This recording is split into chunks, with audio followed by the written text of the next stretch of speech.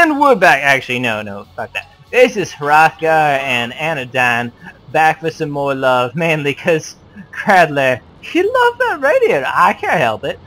But, more importantly, we are not a Nakey Tank this time. We have learned from our lessons. We are Nakey? a tiny tank. We are a tiny but armored tank. We are the lightly clothed tank that you might see in a supermarket and be like, what is she wearing, and does that constitute clothing? And as we move through the bushes, as the grocery store woman moves through the aisles, we scout out. Really? Water dragons? Water dragons everywhere. Like, first off, I'd be like, as a small, lightly armored tank, like, I know before we were like, oh, we're unarmored, we can roll around with these water dragons. Like, that was cool and all, but eventually we died, and I feel like part of why we died may have been the hits early on. It doesn't seem like we regenerate health as a tank. Like, it makes sense. Like, if you were a tank, you get hit once. There are actually some very interesting Wikipedia articles about how artillery hits tanks, and you should look this up. But mainly, you don't regenerate health as a tank. That's important. And so in this context, we want to stick to not getting hit, even though we've got water dragons all over this place. They can see us. They can see us. That doesn't mean the tanks can see us. That does. It actually does. It literally may mean the tanks can see us, but they seem to be jackasses. So it means the tanks could see us, but they weren't smart enough to capitalize, because even if we... Ooh, circles on circles on circles. Is that our friend? Yes, I want to taste them circles. I want to put those circles in other circles and shoot them! Yeah. We didn't do any damage. Water dragons. Can we roll over this place? I want to shoot. Like, if we shot artillery at this place, it should go away, and we should be like, hey, you with the red outline tank, you seem to be evil. You know how you're evil? You have a red outline. Let's kill you. Oh wait, man, our friend is getting fucked up. Maybe we should help. No. We don't believe in help. We don't believe in helping those. God helps those who help themselves. We've been over this. Same thing applies to tanks. We let him be on his own. We let him get killed. We may, kill the guy and profit from any damage he may have already done to that tank. But that was basically all us. That's how life works. Wait, this guy can't see us. He's turning towards us, though. He's got to know we're in the vicinity. Oh, but our red detecting is better than his red detecting. We have excellent red detection. I don't know, but if you've ever used this tank before, it goes heck of quick. It rolls over trees like them's bitches. Like a whore on a pirate ship, it just goes right through and continues on. It's like, I've been here, I've done that, I'm through. And then, to the next tank. Ooh, now highlighting is red. I think, oh no, it's not now. Ooh, let's sneak up on him, but we're not that quick. Let's change targets.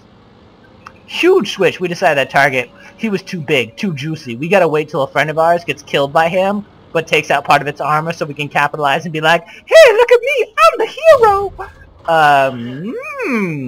That does look juicy. Hrothgar here is being way too quiet. It's mainly she's taken in by this tank love. This tank love is too much for her. There's tank on tank on tank, and they're just shooting each other with things. Some are using bullets. None of you use bullets. They're actually shells. Giant ass shells. There's no tank in this game right now is using like a machine gun or anything shitty like that. No, we are using purely tank-piercing ammunition because, if you're in tank-on-tank warfare and you can't pierce anything, you're kind of out of luck. How do you feel about them trees, Hrothgar? Like, would you like to visit here? Like, say there are tanks. Well, it's very peaceful. Land. Yeah, I feel very peaceful aside from the warfare. I feel like the evergreens would really bring out the peace. Like, yes, you've got shells shooting in every direction and tanks, destroying your homeland.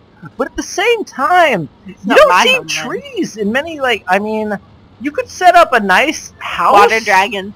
Well, yeah, but, water dragons may just be a way of life in this part of the world. Like, you are used to water dragons. What if your house had constant water dragons? You could build them a pool. You could have a water dragon pool. You could be like, I raise water dragons. We don't know if water dragons sexually reproduce or reproduce at all. They could not reproduce, but you could just house them for a while. They're like, hey guys, I gotta go show some tanks. They're about to be hit. And then they just leave. They leave briefly, and you're like, I'm gonna enjoy my pool now that the water dragons are gone. But I feel like some very light terraforming could make this just excellent land to live upon. Like, it's already... You got huts? Those are huts. You should not live in those stacks of hay. I call them huts. Huts are more elegant than that. They have hollowed out insides. This is supposed to be World War II. I'm sorry. Those red lines on the field were not there. It may have been a thin red line. It was not that thick, and it was not that obvious. Russians are just like, this is the world of tanks, not the world of life here. World War II, it was different. It was World War T. And it was magical, and then humans really came to a greater understanding of what sort of houses they could build that wouldn't be destroyed by tanks.